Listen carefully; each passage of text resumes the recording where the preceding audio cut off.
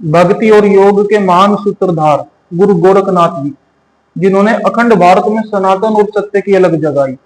इतिहास कहता है, नेपाल के राजा महेंद्र देव के अहंकार और अधर्म से रुष्ट होकर गुरु गोरखनाथ जी कठोर तप में बैठ गए।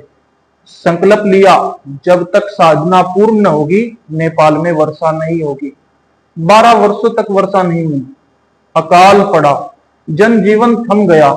तब राजा को होश आया और गुरु मच्छिंद्र नाथ जी की शोभा यात्रा निकाली गई।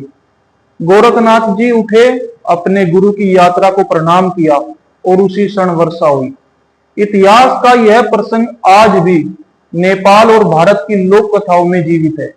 12 मई को उन महायोगी गुरु गोरखनाथ जी का प्रकट दिवस आ रहा है।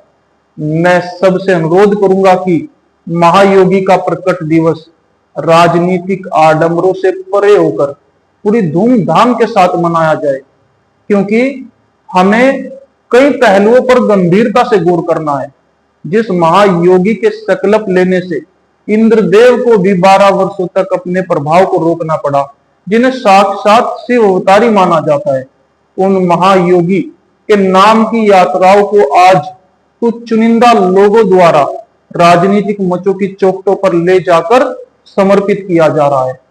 राजनीतिक पदों के मोह में हमारी आस्था क्या इतनी निर्बल हो गई है कि उसे सत्ता की दहलीज पर रखना पड़े। मठ मंदिरों के बीच जो यात्राएं कभी पूरी हुआ करती थी, वो अब राजनीतिक मंच और राजनीतिक आकाओं की दहलीज के बीच दम तोड़ रही है। समाज इस पर गौर करे और पहचाने ऐसे विवेकहीन व्यक्तियों को जो व्यर्थ में हट ठानते हैं।